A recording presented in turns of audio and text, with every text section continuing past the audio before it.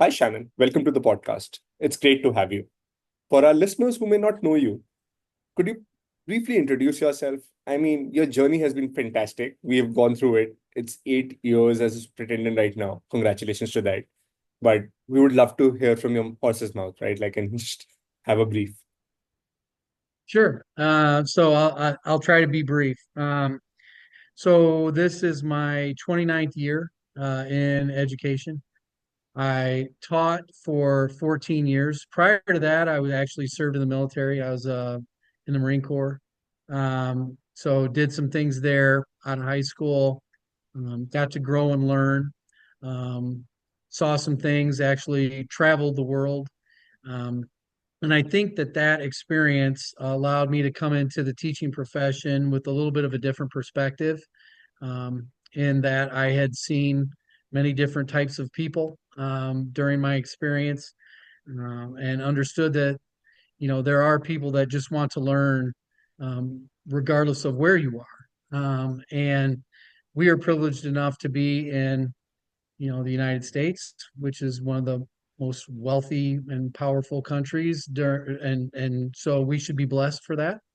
And we really want to do our best as far as being innovative and leaders. And I think that one of uh, my my values personally was to just be someone to help people, specifically as I started to get older, like to help kids, and to better our society. And through education, that is one of the most powerful tools in order to do that. And so I went to out of the Marine Corps, and fell in love with the idea of teaching. Illinois State University is one of the leading teaching colleges in the United States. And so after that, started teaching in the community that, regionally speaking, I grew up in, teaching middle school social studies and English, and then went to high school, actually my alma mater, and did some high school teaching and taught special ed for 1 year, Wow. and taught math. I taught English. I taught world history. I taught government. I've taught sociology. I've taught economics. And so in that realm, I had done some things as far as being in the classroom as a practitioner. Got to see some things, and then continued, working on my administrative degree at Governor State University, and realized that I could help teachers help students. And so that would broaden maybe my impact that I was having on our community. And then after doing that, becoming a principal for 7 years at Moments High School, went back to school, Eastern Illinois University, and got my superintendent endorsement so that then I could help principals, uh, help teachers, help students. And so again, broadening my impact, and trying to do everything I can. And then most recently now, in our superintendent association in the state of Illinois, in the Three Rivers region, which is the second largest region in the state of Illinois, I was recently voted as the president-elect. And so coming up this year, I will be helping superintendents, uh, help school districts, help principals, help teachers, help kids. And so, I'm running out of time though. My career is now on the backside. And so, I'm doing everything I can just at the end of the day to realize when my career is finished that, I've really done everything that I could to try to help in the betterment of our society, and to try to help kids. And a lot of things have changed since I first entered the field. And one of the things that we're talking about today, AI, is something that really could be an accelerator to how we do education. And so right now we're trying to learn as much as we can, being in a small district, with so many things that are going on with AI, not only locally, but nationally, even globally, to see what it do. Wow, that's an absolutely stellar career. I mean, from Marine Corps to teacher to principal. I mean, you've done it all. You've actually climbed through all the steps there is in education. There is still counted left. I'm hoping that you go ahead and like there are a few steps left, and you've been doing a absolutely fantastic job in covering everything. And it's actually it's something teaching is just in our it's in my family. Oh wow. My wife is a teacher, has been for 30 years, works on the labor side. She is a union involved at the state level. She's also a part of the state pension system. She's a trustee there. My oldest daughter is a teacher. My youngest daughter is a school psychologist. So we have a lot of educators in our family. It's kind of what we do. Thank you for giving back. I think teachers are backbone for the society, and we need more teachers. Unfortunately, and For sure. I mean, that's one of the most common things which we have heard is there's a teacher shortage that's coming across, and like it's just it's unfortunate that the how the classrooms are being filled right now, specifically in some school districts. We definitely need more people to give back to the society and like just be there for the next generation, right? Like because and you've seen generations, and that comes to my next question. Like you've seen different technological shifts. You see I think you've been teaching for 30 years. So it's been, you saw that time when there were no computers. You saw computers come in, then you saw internet come in, then you saw social media come in, and now it's AI. So four different technological shifts that have taken place. And how does that correlate? Do you see pattern to it? Do you see AI is doing something similar? And when was the first time you heard of AI and what was your biggest aha moment? And I'm going to stop here. Okay, so that's a loaded question, and so but I've got answers, so that's good. And so I was thinking about maybe something similar coming up in this conversation. I remember my very first year teaching. I thought, what a privilege that I have a computer in my classroom. This was such a big deal, and my computer was hardline to the internet.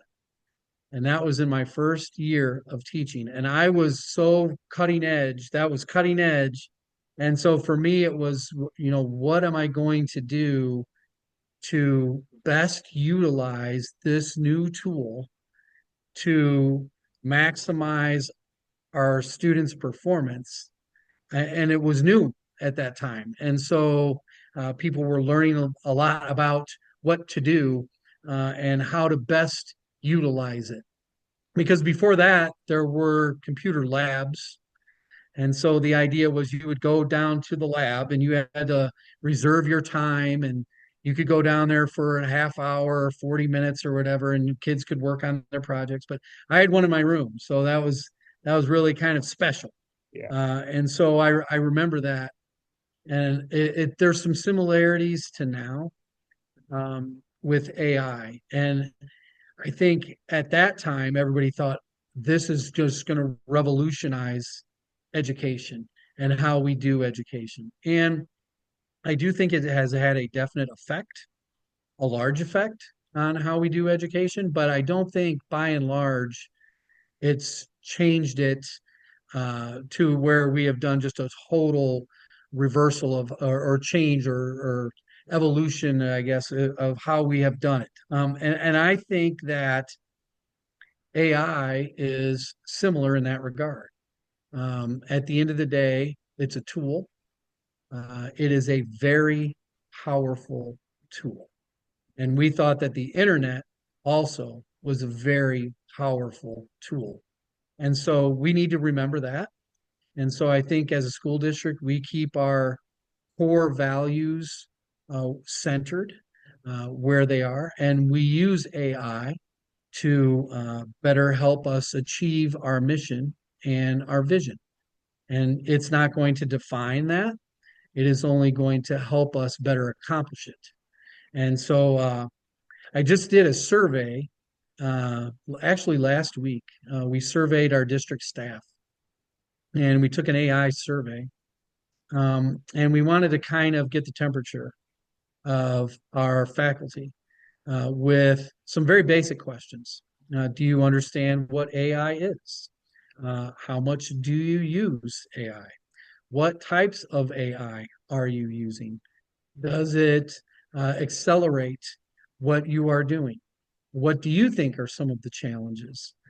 So it was very simple survey, and like I said, to kind of get the temperature of where our staff was, and the results were they were pretty. I would say they were predictable, kind of as to where I thought we might be. We have a lot of staff. Yeah, there are some early adopters, just like in society as a whole. Um, but by and large, our staff really doesn't have a full grasp of AI. And what I really am going to do next is tell them, you are all using it. You are all using AI. There's no doubt about it. The issue is you don't know you're using it. And so we're really going to start to kind of take a little bit of a deeper dive into what AI is. The other thing, the biggest fear they have is plagiarism and cheating. And understood, understood. But maybe we need to really look at the practice differently if we're so concerned that students are going to have the answers to your questions at the palm of their hands. Maybe we need to be asking different questions. Maybe we need to be having students look at things a little bit differently in the things that you are asking them to do. So this is a paradigm shift. And so for our teachers, we're going to have to get them to conceptualize what this change is. Wow. I mean, I agree with you. I think it's something which I was reading up day before yesterday that there are 800 million people in the world using ChatGPT at the moment, out of which 70% people just use it for very basic stuff. Like people still, even if they've used it, they don't use it every week. They don't know how it augments them. But if you have an iPhone with you, you're already using AI. You're already using Google Maps. You're already working out your song types, TikTok. Everything which you touch today is an AI. And we don't know about it. We think things magically are appearing, but it's not. It's just that it's just hidden. It's something that we are kind of taking it back. And that also comes to another point, right? Like where I was thinking, if you look at from a teacher perspective, they missed the social media train. The kids went on it, and this is when I was a teacher. So I missed the social media train too, because when the kids went on TikTok and then they went on Instagram and Snapchat and everything else that came across, I wasn't there. I didn't know what was happening. It took me a bit to get there. And we can't really afford to miss that for AI, because those challenges are real. And that's my next question. Like, what's the biggest challenge which you guys are facing as a district right now? Is it AI? Is it budgets? Is it something which we don't really know about?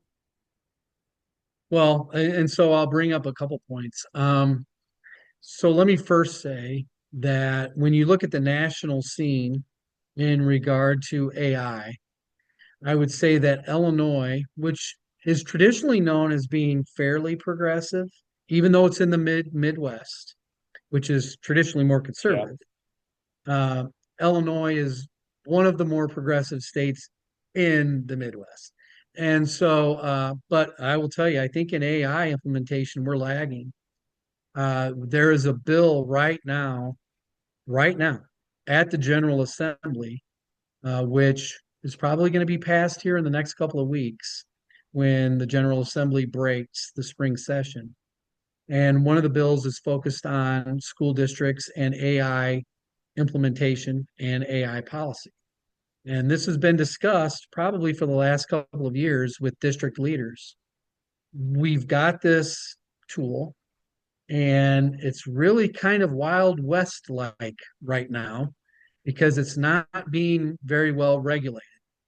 And so district leaders are asking, what, can I have some guidance on this? Where are the rails?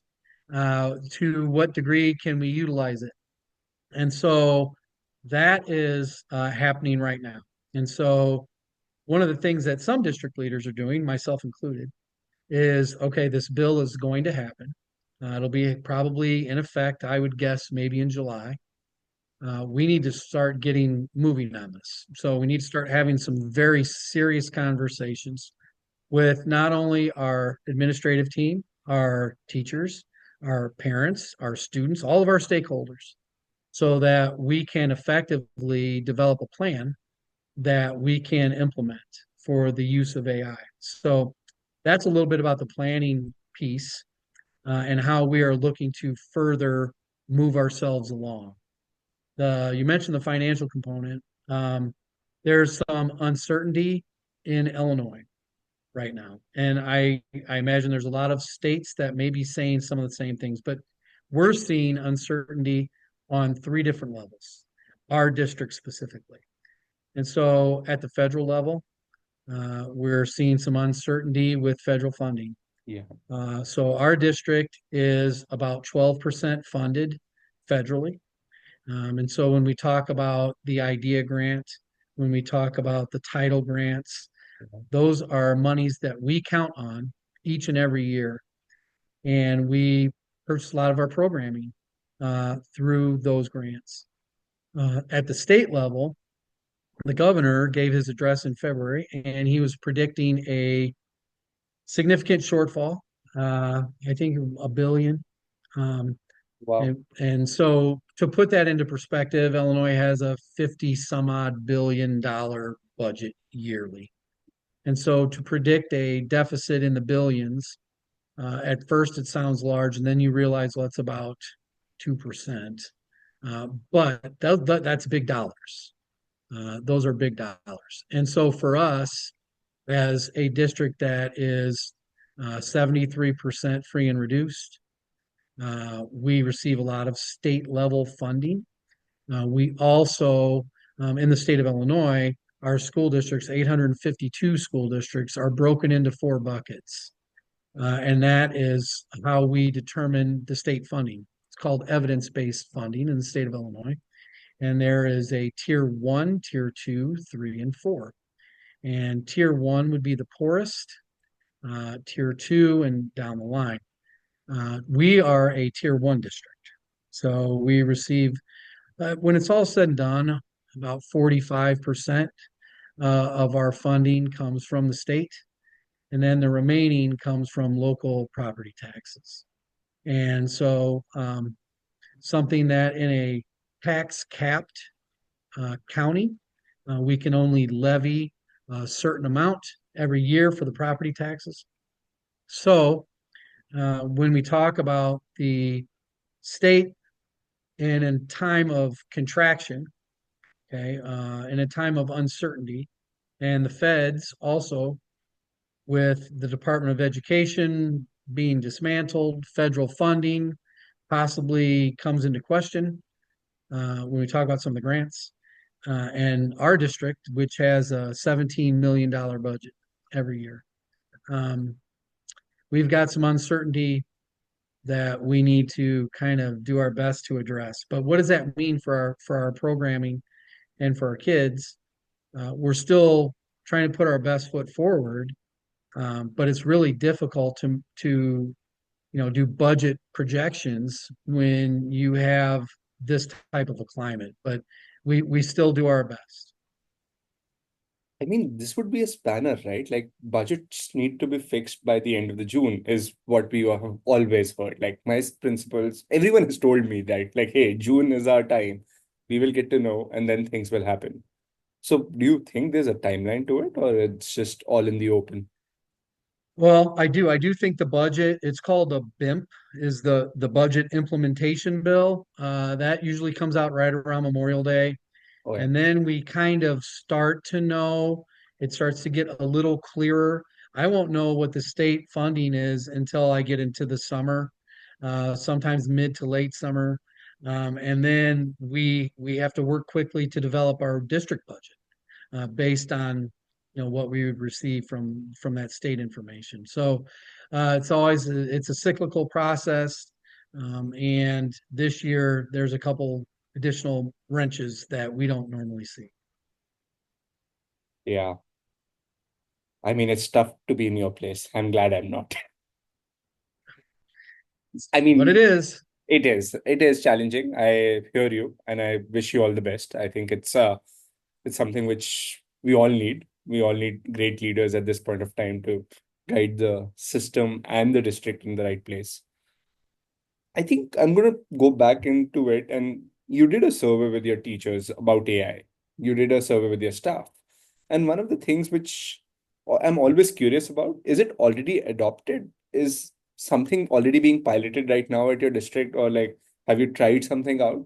Something which is working well, or, just the early lessons of the implementation? Because as we know it, the early lessons are very tricky because it's new thing, new uh, technology that comes in. No one's ready about it. There's unions, there's teachers, there's just so much that goes around. So how's that been? So yeah, so there is some, I would say, and it's been in pockets. So we have some programs that we are already using that have AI capabilities. So, like I said, there are teachers that are using it and probably don't even realize that they're doing it. They think, oh, that's a really cool function of this particular program, the predictive analysis piece. So, all of these things that we are doing already, but we need to just, so for us, it's about more of this very first step and then an awareness that you are already doing it. And so let's talk about what you're already doing and how you're doing it. And then we really try to maybe increase your capacity for conceptualizing what AI is, and then um, your utilization of it. I think we're really trying to maximize that. But right now, we're really not putting a lot of constraints on what teachers are doing. We're really just starting to try to bring awareness and letting them know that they're using it already. And then so we're going to start maybe really articulating that a little more specifically as we start to get into these next, well, probably arguably next year when we've got this AI implementation in place anyway. The other thing that would be interesting when we talk about AI would be the data share. I know that there's some concerns, and there was only a couple people in the survey that really indicated a concern with data share.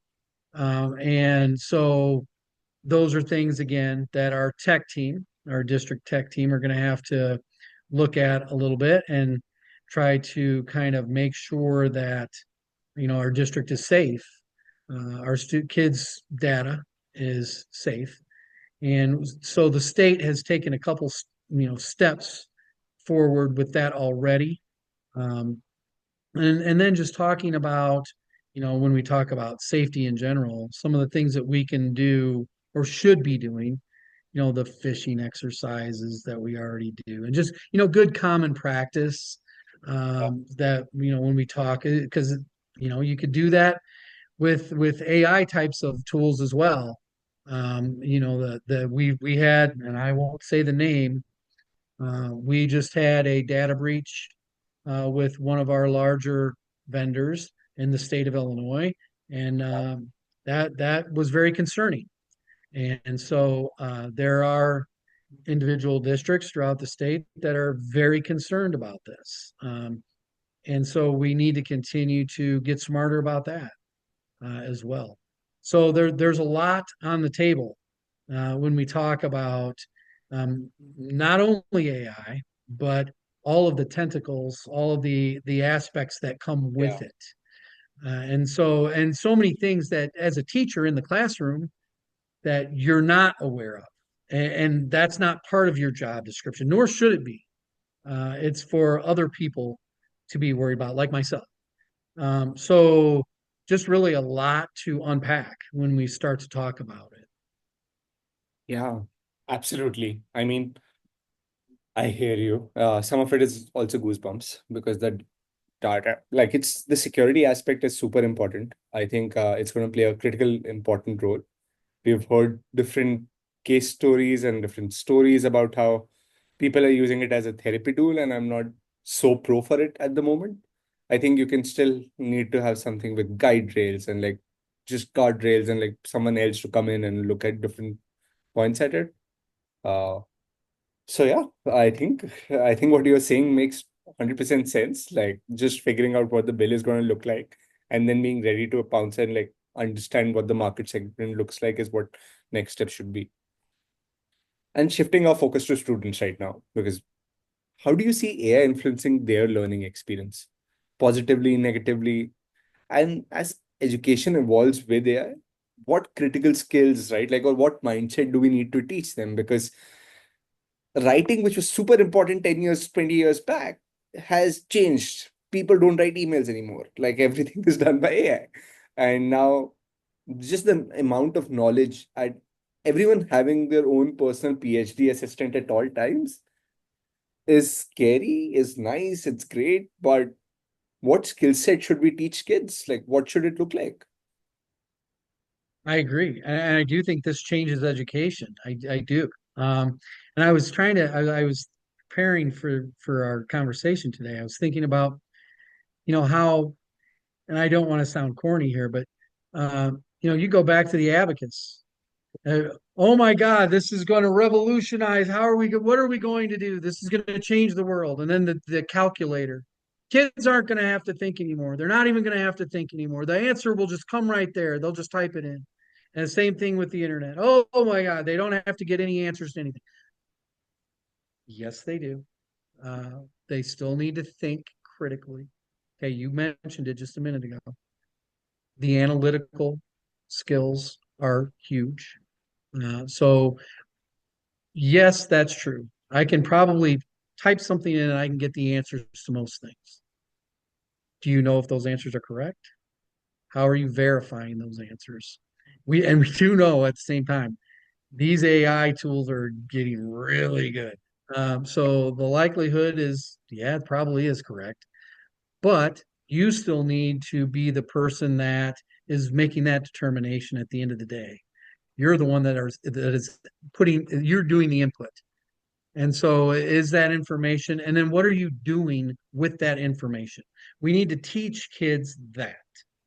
I think the kids today are using AI to a very high degree already. This isn't new.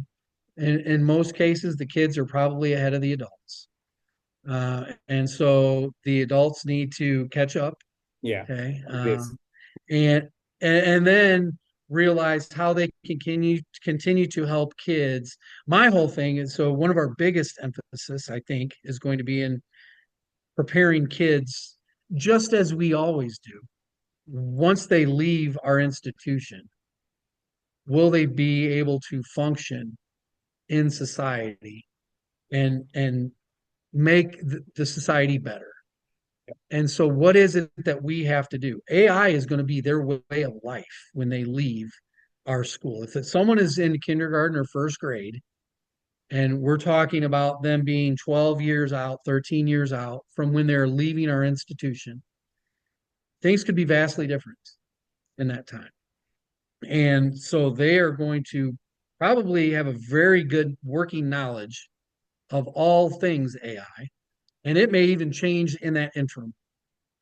And so, what is it that we're doing to help those kids be able to use that tool as effectively as possible, so that they can be effective and productive people in our society? And so, I think that's our challenge. And so, what do we need to do? Well, as I think as a district, we need to be looking very much at what are other people doing? Look at some of the early adopters, just like with anything else. What are the early adopters doing? And not saying that it's right, wrong, or whatever, just what are they doing? How are some of the districts that maybe would be considered progressive, what are they doing? We need to look at what's the government doing? Are they regulating this at all? And to what degree? So we need to be paying attention to that. Some of the educational companies, some of the consultants, what are they recommending? Because there's a lot of research that is being done. We need to look at that research. We need to hear what's being said. what's being studied, and how we can or cannot implement those types of things. And I think that's going to be really what's in our kids' best interest and ultimately our community. And while you were saying that, right, like I think something which I was reading like a week or 2 weeks back that came across, and it was the NVIDIA founder, right? Like he had mentioned it in one of those, the star. He's the one who's now everywhere. He mentioned it that, hey, learning how to learn at a faster pace is going to be the new superpower. Like because of AI, everything's going to be with you. How you can creatively adapt and build and just learn at a faster pace is because you don't know if the job careers are going to last for 2 years or 3 years or 20 years. Because the recent news, I'm not sure if you've come across, is that doctors are being replaced. And it takes 9 years to become like a, it took a really long time. And if Yes. And if engineers and doctors are the ones who are being replaced, look at everyone else in the society, because those were the, like, lawyers, engineers, doctors, they were the cream of the society. They were the jobs everyone wanted. But if they are the ones being replaced by an AI, I think the question here changes, that maybe things need to be adaptable. Like I think, and that's what I think, like adaptability and like a fit growth mindset becomes super important, that whatever comes across your way, you're gonna still solve it and be better humans. Like that's what we're solving for. Uh, and this leads me to ask you, what do you think about the future job market? How is your district considering the role of preparing kids for coming out, right? Like the high school kids going to college. Is college important? Is just going directly into job market, or like what's going to happen there? Like, and I know you've been a high school principal, so I'm gonna ask with a double-edged sword. Like, you've seen this. I have. And so there's a couple ways that I can even think of it. So um, looking at our community moments, uh, which is by and large service community, blue collar working community. There's small affluent class here as well, but those types of things, manufacturing. So when we talk about the workforce of the future and the automation of things, my son-in-law is an engineer and he works with robotics in Michigan, and um, I see that he is doing a lot of work with no people. Yeah, He is developing the robot and then taking the robot to whatever manufacturing plant it is, showing the firm how to use the robot. And when it malfunctions, he's the guy that tells them how to fix it. And that's been going on for years with engineering. And so I think that when we talk about, I mean, you had talked about doctors and lawyers and the automation of careers like that, that we thought maybe, when you really think about it, it's not that far fetched to think that there would be a robot that could be performing the surgery or, what have you, or running all of the diagnostics, which really happens now. yeah, Um, but the idea of a person not being there, I think societally, I think we've been reluctant because we know that, oh, we're replacing ourselves. yeah. And I think there's a reluctance to do that. We want to continue to evolve, but we don't want to take ourselves fully out of the equation. And I think there's always going to be a humanist element in most things, not all, most.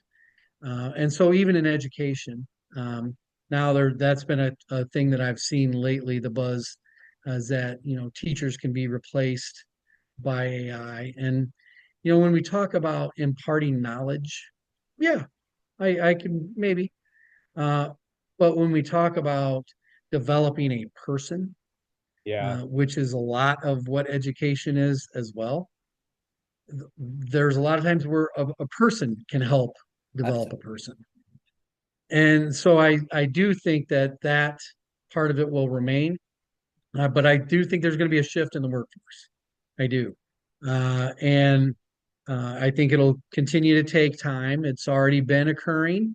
I think it will continue to occur. It may accelerate, but we'll just have to keep our eyes on that. And then, for our kids that are going through, it's more about letting them know that this is happening, and this shouldn't be a foreign thought to them if they're paying attention, but to better help them understand and grapple with what it is that they're going to do in a changing workforce.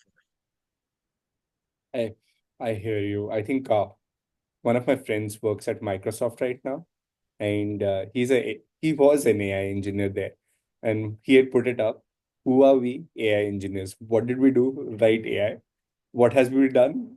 Got out of the job because they just got fired, right? Like they fired, and and even the Right, head of Microsoft got fired. So it's just funny how the ones who build the AI are the ones who don't have jobs anymore, and right. so I think that's insightful, like where you're coming in from. I think human element is super relevant. I think we are social beings for a reason. This is important, like just communication and like having the collaborative environment and doing things together. That's what keeps us human and sane, in my humble opinion. But but yeah, I Shannon, this has been incredibly insightful. I want to, before wrapping Good. this up, like one of the key piece is like just advice, or like your final thought to leave with your fellow educators, leaders who are navigating this opportunity or say challenges of AI in the whole space. What would your advice and like your thought be with them? Well, for us, I mean, as a superintendent, I mean, there's a lot of balls in the air all the time. And I would say that AI needs to be one of those balls. And in addition to AI, come, as I had mentioned before, all of those aspects of implementing it and utilizing it. And so I would say that number one, district leaders, teachers that are in practice need to be paying very close attention to AI. They need to be arguably seeking it out and learning everything that they can about it because it is coming to education. It's already here. And so I would say learn about it. And then for district leaders, learn how to uh, provide the mechanisms to instill its implementation. And so, and that's not a new problem for superintendents. They do implementations of various things, and so that problem is one that they have done before in most cases. But this is just a new element, if you will. And so I think, just like with the teachers in practice, the superintendents need to learn how, number one, how it works, what the effect is going to be on education, and if it's worthwhile for them. Yeah. And so maybe there are some districts I have seen an actual slow, maybe a little bit of a smaller movement of people that are, and I don't want to say resisting AI, but understanding the thought process that the human interaction and the human conversation and the engagement of students and teachers um, cannot be understated. And in fact, are emphasizing that work and maybe saying not as much time in front of a screen. Uh, and fully understanding that that is going to maybe be in the best health of the kid, with not really diving one to one extreme or the other. So I think district leaders just need to be aware and paying attention.